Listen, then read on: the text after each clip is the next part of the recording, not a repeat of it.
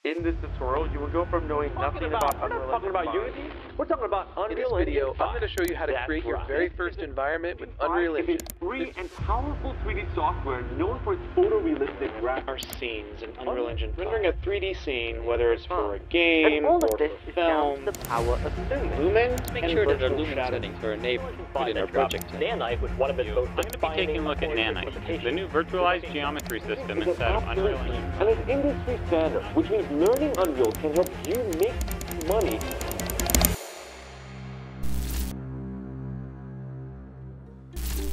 Di garasi rumah sederhana di Potomac, Maryland, Amerika Serikat, seorang mahasiswa yang tidak menyelesaikan kuliahnya sedang mencetak label pesanan game dari printer Dot Matrix. Namanya belum dikenal, produknya sebuah game teks sederhana yang ia kembangkan sendirian. Tapi dari tempat kecil itulah lahir cikal bakal salah satu kekuatan paling berpengaruh dalam sejarah industri game. Yang menarik, semuanya bukan dimulai dari mimpi, tapi dari rasa penasaran.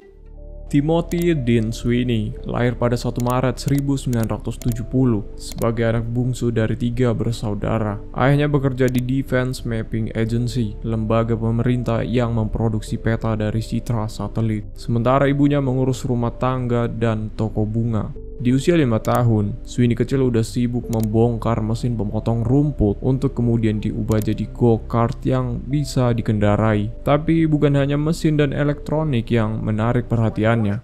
Akhir 1970-an adalah masa kejayaan game arcade, tapi ketika anak-anak lain tenggelam dalam layar, Sweeney justru terpikat pada mesin di baliknya. Ia ingin tahu bagaimana semua itu bekerja. Semua mulai berubah ketika Sweeney mengunjungi kakaknya di San Diego yang bekerja di sebuah startup komputer. Untuk pertama kalinya, ia duduk di depan IBM PC dan berkenalan dengan bahasa pemrograman BASIC. Ketika Sweeney kembali ke Maryland, keluarganya membeli Apple II, komputer pribadi populer keluaran Apple. Sejak itu Sweeney nyaris tak terpisahkan dari mesin itu. Di usia 11 hingga 15 tahun, ia menghabiskan lebih dari 10.000 jam untuk belajar pemrograman secara otodidak, menciptakan game sederhana, dan menjalankan layanan BBS atau Bulletin Board System, semacam forum digital yang diakses lewat modem, tempat orang-orang bisa bertukar pesan dan file.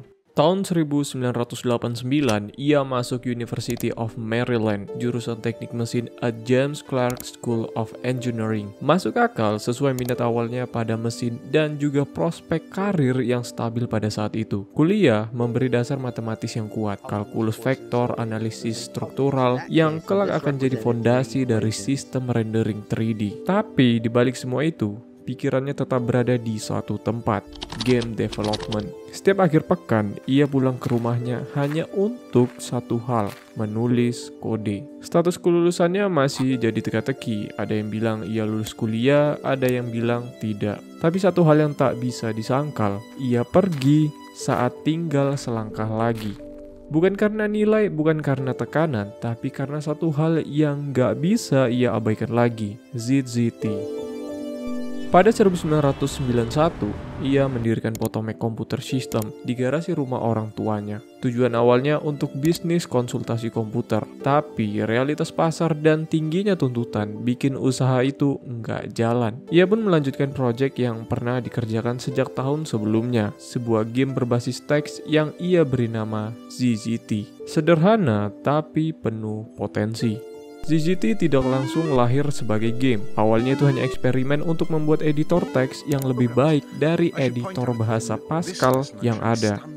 Tapi ketika kursor editor itu ia ubah menjadi karakter pemain, lalu ditambah peluru dan penghalang, arah project mulai bergeser. Tanpa rencana, ia tumbuh menjadi sesuatu yang baru, sebuah game. Nama ZZT dipilih tanpa makna khusus, hanya agar muncul di akhir daftar file. Project ini memakan waktu 6 hingga 9 bulan untuk diselesaikan, bahkan sebelum Potomac Computer System berdiri. ZZT akhirnya rilis pada 15 Januari 1991. Keunggulan ZZT bukan hanya pada permainannya, tapi pada alat di baliknya. Editor bawaan dan bahasa skrip bernama ZZT OOP atau Object Oriented Programming. Lewat editor ini, para player bisa membangun dunia mereka, menempatkan objek, merancang medan, dan membuat alur cerita sendiri. ZZT OP memungkinkan objek-objek itu hidup, bergerak, menembak, menampilkan teks, merespon kondisi, bahkan berinteraksi satu sama lain.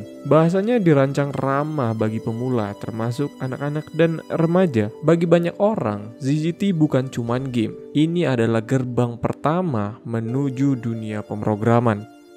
ZZT didistribusikan lewat model shareware, strategi umum di era itu. Town of ZZT bisa dimainkan secara gratis, tapi kalau player mau lanjut, mereka bisa membeli versi fullnya seharga $12,95. Paket itu udah termasuk ekspansi Cave of ZZT. 2 dunia tambahan seperti Dungeon dan City dijual terpisah, masing-masing $6. Kalau dibundle harganya jadi $10. Total seluruh konten ZZT bisa didapatkan dengan harga $22,95. Setiap pesanan ditangani langsung dari rumah. Ayahnya membantu mencetak label, mengemas disket, dan mengirimkannya satu per satu. ZZT menghasilkan sekitar $100 per hari, cukup untuk biaya hidup dan cukup besar untuk membuat tim Sweeney berhenti kuliah. Keputusan untuk meninggalkan kuliah kini punya alasan jelas. Ini bukan sekedar eksperimen, ini awal dari sesuatu yang lebih besar. Yang terjadi setelah itu jauh melampaui ekspektasi. Sweeney awalnya memperkirakan hanya 10 hingga 20 orang yang akan membuat dunia custom. Ternyata lewat BBS dan Usenet, ribuan pemain justru menciptakan dunia mereka sendiri. ZZT berubah jadi laboratorium terbuka, tempat eksperimen, pembelajaran, dan kreasi tanpa batas. Setelah kesuksesan ZZT, tim Sweeney langsung bergerak ke proyek barunya, sebuah game platformer dengan karakter utama perempuan. Judulnya Jill of the Jungle, dan dari situlah segalanya mulai berubah. Di tengah proses pengembangan, satu hal terasa janggal. Nama Potomac Computer System yang terpampang di layar terdengar terlalu teknis dan terlalu kaku. Lebih cocok untuk perusahaan printer atau software akuntansi. Padahal dia sedang membuat game yang penuh aksi dan warna untuk pasar yang sama sekali berbeda. Nama itu harus diganti. Akhir tahun 1991, lahirlah nama baru, Epic Mega Games. Nama yang seolah berasal dari sebuah studio raksasa dengan kantor megah, tim puluhan orang, dan dana promosi yang besar. Kenyataannya, semua itu hanyalah tipuan branding. Sweeney pada saat itu masih bekerja sendirian. Namun tantangan sesungguhnya baru muncul ketika game Jill of the Jungle mulai tumbuh jadi proyek yang terlalu besar untuk ditangani sendirian. Untuk pertama kalinya, dia butuh bantuan. Sweeney mulai membentuk tim kecil, sekitar 4 orang, untuk mengembangkan game ini bersama. Sebuah langkah besar bagi seseorang yang selama ini selalu bekerja sendirian. Tapi begitu tim terbentuk, muncul kebutuhan lain. Siapa yang akan mengurus sisi bisnisnya, distribusi, promosi, hubungan dengan media, dan mitra dagang. Disinilah Sweeney menghubungi seseorang yang tak asing di komunitas shareware, Mark Rain. Rain baru saja keluar dari ID Software setelah bekerja selama sekitar 6 bulan di sana. Ia masuk pada Januari 1992, tepat saat ID sedang naik daun setelah game Commander Keen, dan mulai membangun Wolfenstein 3D. Posisi Rain memang tidak resmi, ia bukan karyawan tetap, melainkan sekedar pengelola bisnis sementara yang dibawa masuk untuk bantu urusan komersial. Tapi perannya besar, bahkan berhasil mengamankan kesepakatan dengan FomGen untuk merilis Aliens at My Baby Sister dan ikut meluncurkan Spear of Destiny. Namun di balik layar muncul gesekan. Cara kerja Rain yang cenderung korporat sering bertabrakan dengan kultur ID yang santai dan independen. Beberapa bulan setelah Wolfenstein 3D rilis, Rain dipecat, dan justru dari situ titik baliknya dimulai. Lewat jaringan komunitas shareware, Rain mulai berkontak dengan tim Sweeney, pendiri Epic Mega Games yang sebelumnya dikenal sebagai Potomac Computer System. Obrolan mereka cepat berkembang. Sweeney melihat kebutuhan yang jelas. Ia butuh seseorang untuk mengurus sisi bisnis agar bisa fokus sepenuhnya pada sisi teknis. Rain pun resmi bergabung sebagai wakil presiden. Meski masih beroperasi dari garasi rumahnya, peran Rain mengangkat Epic dari proyek rumahan menjadi entitas bisnis yang kompetitif. 1 Juni 1992, Jill of the Jungle resmi dirilis. Ini adalah game pertama yang sepenuhnya dikembangkan dan diterbitkan oleh Epic Mega Games. Tak lama setelah itu, Sweeney menerima kiriman game dari seorang remaja yang nanti akan jadi sosok penting dalam sejarah Epic. Dare to Dream, sebuah game petualangan buatan remaja 17 tahun dari Massachusetts. Visualnya sederhana, gameplaynya masih mentah. Tapi di balik tampilannya yang polos, Sweeney melihat sesuatu yang menarik, insting desain yang tajam, dan rasa ingin tahu yang besar. Namanya Clifford Michael Blazensky. Dikenal luas sebagai Cliffy B. Lahir 12 Februari 1975 di North Andover. Sejak kecil, Cliff bukan cuma main game, tapi membuatnya juga. Di usia 15 tahun, ia merilis The Palace of Decide dengan bahasa visual basic lewat perusahaan kecil miliknya, Game Syndicate Production. Tahun 1992, Cliff mengirim Dare to Dream ke Epic Mega Games untuk menjangkau pasar yang lebih luas. Game itu cukup menarik perhatian Sweeney hingga ia mengajak Cliff bergabung. Di usia 17 tahun, Cliff resmi menjadi bagian dari tim Epic Mega Games, salah satu pengembang termuda di perusahaan itu. Tapi, ini baru permulaan. Gak lama setelah bergabung, Cliff dipasangkan dengan Arjan Bruce, seorang programmer dari komunitas demo scene di Belanda. Mereka mengembangkan Just Jackrabbit tahun 1994, sebuah platformer penuh warna yang mencuri perhatian pasar PC pada saat itu. Game itu bukan cuma sukses besar, tapi juga memperkenalkan gaya desain khas Cliff, cepat, responsif, dan penuh karakter. Just Jackrabbit jadi titik awal kerjasama antara Cliff dan Sweeney. Awalnya hanya desain level, tapi perlahan Cliff mulai terlibat lebih dalam. Dari sini, sebuah proyek baru mulai dipersiapkan. Proyek yang akan mengguncang industri game, namanya Unreal.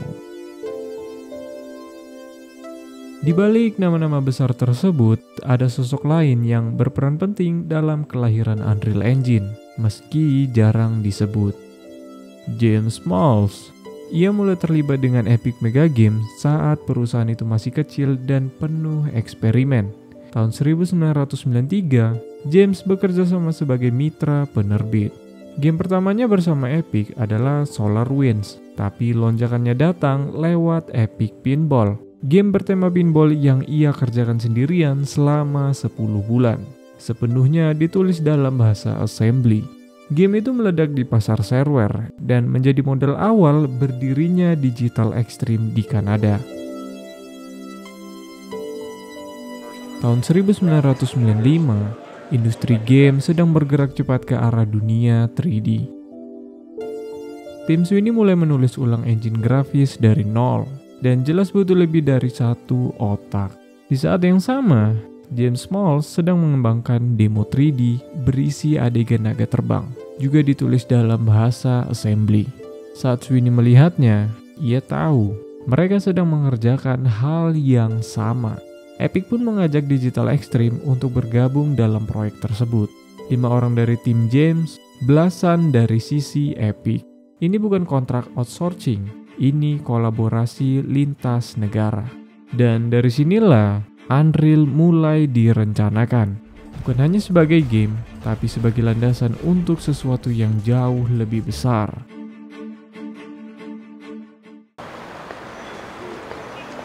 Pada 22 Mei 1998, Epic Mega Games resmi merilis game 3D pertama mereka, bernama Unreal. Sebuah FPS bertema sci-fi yang awalnya berfokus pada single player, meski nantinya juga punya mode multiplayer. Game ini tentang tahanan 849, satu-satunya yang selamat dari kecelakaan pesawat di planet asing bernama Napali. Tanpa misi yang jelas, tanpa arahan, hanya dunia sunyi yang penuh reruntuhan, makhluk mematikan, dan misteri teknologi kuno yang tersembunyi di balik landscape alien yang luas. Yang membuat game Unreal berbeda dari FPS lain di masanya adalah visinya. Bukan sekedar dunia gelap dan sempit seperti game Quake, tapi dunia terbuka dengan cahaya, warna, dan atmosfer eksploratif. Epic ingin pemain merasakan kebebasan, bukan sekedar menembak di lorong sempit. Konsep yang terasa seperti eksperimen, tapi justru menjadi fondasi untuk masa depan game modern. Balik sedikit ke tahun 1996, proyek yang awalnya diperkirakan rampung dalam 6 bulan berubah jadi lubang hitam, waktu, dan uang. Epic Mega Games nyaris kehabisan dana. Engine yang belum selesai mulai menggerus stabilitas finansial studio. Di tengah krisis itu, tim Sweeney mengambil langkah berani, membuka lisensi Unreal Engine untuk publik.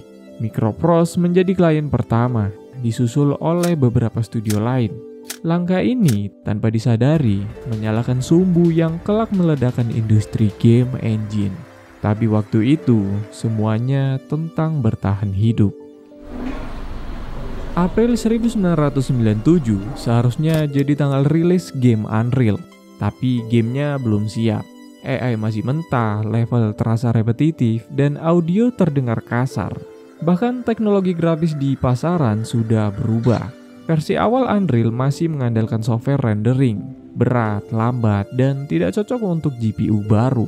Lalu datang gelombang baru, 3dFX Glide, OpenGL, dan DirectX 3D. Sweeney harus menulis ulang sistem rendering dari nol. Untuk mempercepat progres, sebagian besar tim Epic Mega Games pindah ke Kanada, bergabung langsung dengan Digital Extreme. Setiap hari mereka membangun build baru, tiap malam memburu bug baru, 70-80 jam kerja per minggu. Akhirnya, Unreal dirilis namun tidak tanpa luka. Dan justru dari luka itulah sesuatu yang tidak direncanakan lahir. Awalnya, proyek baru ini hanyalah ekspansi kecil, sebuah tambalan bernama Boardpack untuk memperbaiki mode multiplayer game Unreal yang masih compang-camping. Tapi tambalan itu tumbuh liar. AI lebih pintar, mode permainan baru, dan sistem jaringan yang sepenuhnya dirombak. Pada Desember 1998, proyek itu berganti nama menjadi Unreal Tournament Edition. Bukan sekedar ekspansi, tapi game mandiri penuh. Menjelang perilisan game Unreal Tournament yang dijadwalkan pada 22 November 1999, Epic menghadapi momen penting, perubahan identitas. Pada Februari 1999, Epic Mega Games resmi berganti nama menjadi Epic Games. Alasannya sederhana, kata Mega sudah tidak lagi mencerminkan siapa mereka. Nama itu dulu dipilih saat tim masih kecil untuk memberikan kesan besar dan profesional. Tapi setelah kesuksesan Unreal dan pindah ke kantor baru di Cary, North Carolina, nama itu terasa ketinggalan zaman. Epic tak lagi sekedar studio kecil pembuat game shareware, mereka telah menjelma menjadi pengembang besar dengan visi yang matang. Pergantian nama ini menandai babak baru, dan bertepatan dengan itu, lahirlah Unreal Tournament, bukti nyata dari transformasi mereka. Kembali ke Unreal Tournament, game ini mengubah wajah multiplayer sepenuhnya dengan mode Deathmatch, Capture the Flag, Domination, Assault, dan Last Man Standing. Setiap mode punya peta ikoniknya sendiri, seperti Facing World dan Deck 16. Yang paling mencuri perhatian, AI bot karya Steve Polch. Mereka bukan sekedar pengganti pemain manusia, mereka bisa membaca situasi, bersembunyi, menyerang balik, bahkan menyesuaikan gaya main. Untuk tahun 1999, AI seperti itu luar biasa canggih. Namun, membangun game kompetitif di atas engine yang masih mentah bukan hal yang mudah. Server sering ambruk, tapi sistem client server yang fleksibel ditambah fitur U-Browser buatan komunitas justru membuat game ini terasa selangkah lebih maju dari zamannya. Ironisnya, proyek yang awalnya cuma tambalan malah jadi tolak ukur baru. bukan cuma untuk multiplayer, tapi juga untuk bagaimana sebuah game bisa tumbuh bersama komunitasnya. Unreal lahir dari ambisi yang hampir menelan dirinya sendiri. Unreal Tournament lahir dari sebuah kebutuhan, tapi berkembang menjadi sebuah legenda. Dua game dengan satu fondasi. Tanpa mereka sadari, baris kode yang mereka tulis akan mengubah arah industri game selamanya.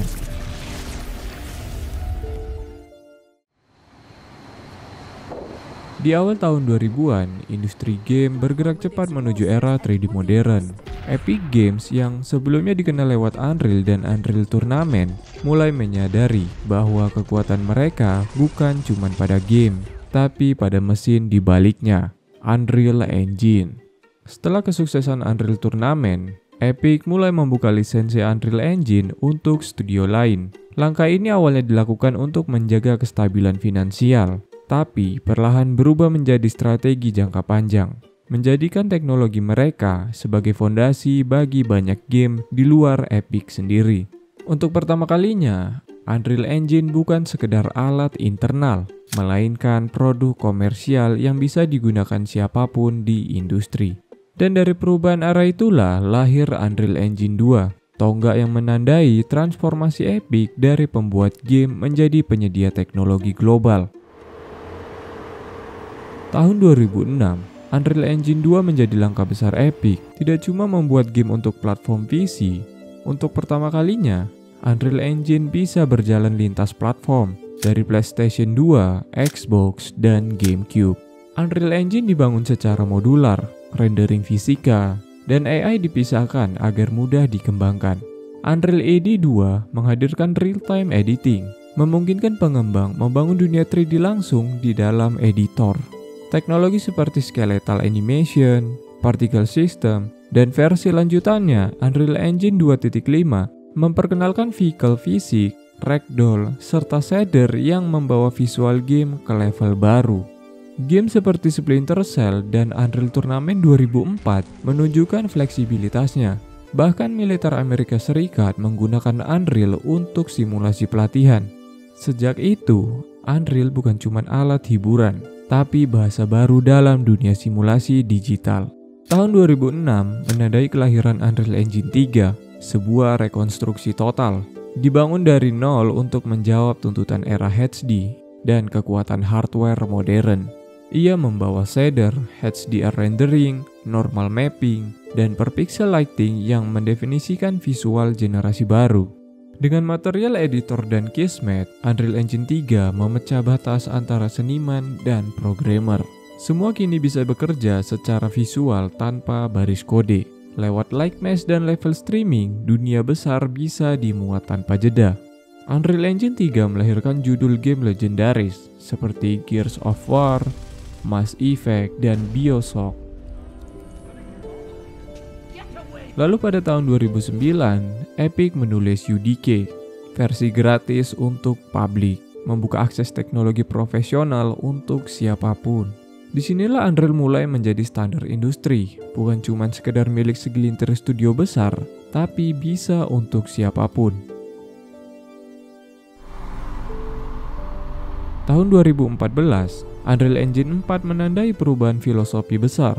Epic menghapus Unreal Script dan menggantinya dengan Blueprint Visual Scripting, membuat siapapun bisa membangun game tanpa coding. Teknologi baru seperti Physical Based Rendering, Dynamic Global Illumination, dan GPU Particles menghadirkan realisme yang lebih alami. Namun, yang paling berani adalah model bisnisnya, gratis dengan sistem royalti kecil. Ini mendorong ledakan pengembang indie di seluruh dunia. Unreal kini bukan cuma untuk membuat game, tapi digunakan untuk film, arsitektur, dan simulasi industri. Dari Fortnite hingga Mandalorian, Unreal Engine 4 menjadi jembatan antara dunia game dan sinema, mengubah cara industri membangun dunia digital secara real time. Tahun 2021, Unreal Engine 5 adalah lompatan paling ambisius Epic. Diperkenalkan lewat The Matrix Awakens, engine ini membawa dua teknologi kunci, Nanite dan Lumen. Nanite memuat miliaran poligon secara efisien, sementara Lumen menghadirkan pencahayaan global real-time yang nyaris fotorealistik. Sistem World Partition memecah dunia terbuka menjadi grid dinamis, dan alat seperti Metasound, Control Rig, serta MetaHuman Creator menyederhanakan pembuatan animasi dan desain karakter. Epic juga meluncurkan Unreal Editor for Fortnite atau UEFN, membiarkan jutaan kreator membangun pengalaman interaktif langsung di dalam game Fortnite itu.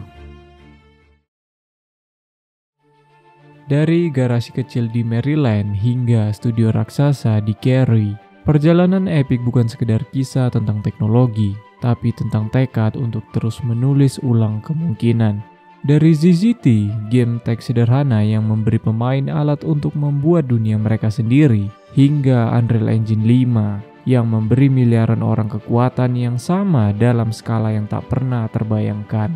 Setiap generasi membawa revolusi baru, dari shader, pencahayaan, dan fisika, hingga dunia yang hidup secara real-time di tangan siapapun yang mau mencoba.